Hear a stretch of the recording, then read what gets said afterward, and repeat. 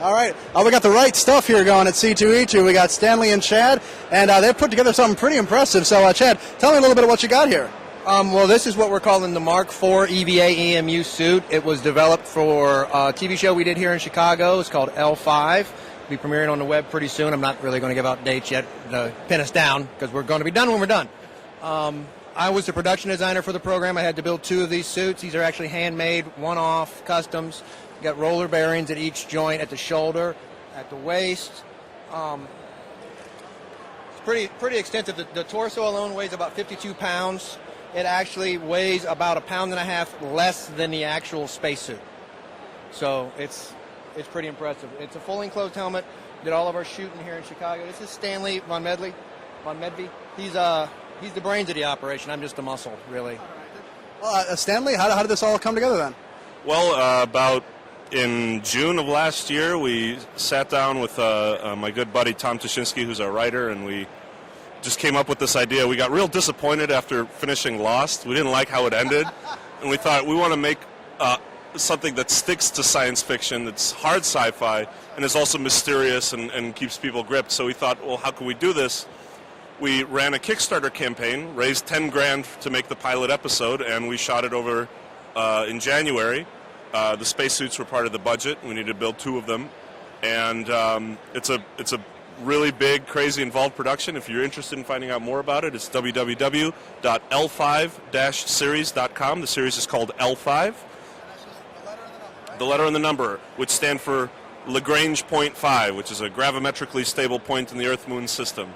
But we just call it L5. Yeah, there are a couple of things. One, on the site, not only do we have a step-by-step instructions of how to build one of these if you want to, because we documented the whole process, but we also have behind the scenes of all the days of shooting.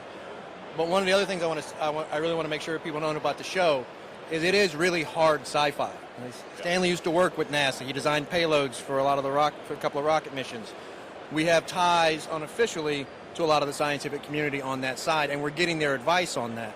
Not only do we have people who have got a large background in a lot of VFX and all the computer animation from both games, concept art, all kinds of stuff, but all the science is real. Yep. So when you see a heads-up display in a helmet, it makes sense. When you see a orbital mechanics schematic on a computer screen, if you pause it and did the math, it's right.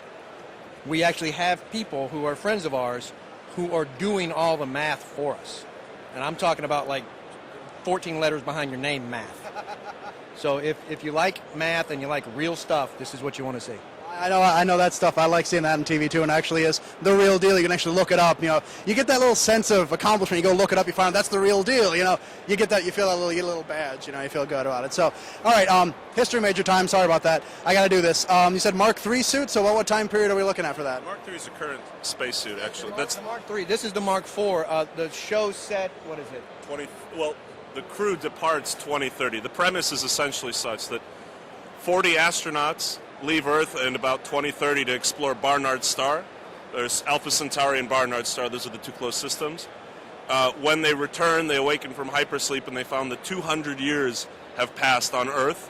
There's no lights at all on the dark side of the planet, so there's no city lights. There's no one's responding to any of their transmissions. They don't know what's happened, other than there are huge derelict space colonies, kind of like in Gundam, the big cylinders, orbiting Earth. And so they decide that their best bet is to explore the interior of one of them, and that's what's set up in the pilot episode. I'm going to have to check this out. So what you guys are saying, that the guys that are in the space shuttle right now, they'd have something kind of like this going on? Actually, their suit is, they have a Mark II.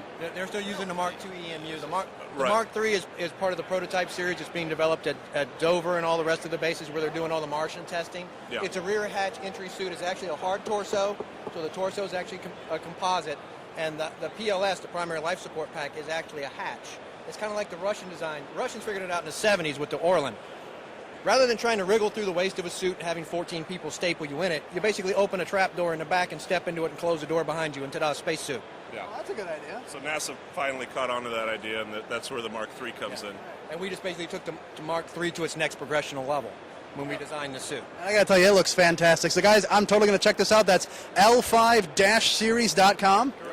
And I'm going to go ahead and I'm going to go home and check that out and see. I can't wait till you guys put this online. So, Got a Facebook page.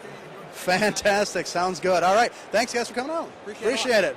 Great stuff. Great stuff. Looking forward to it. Thank you.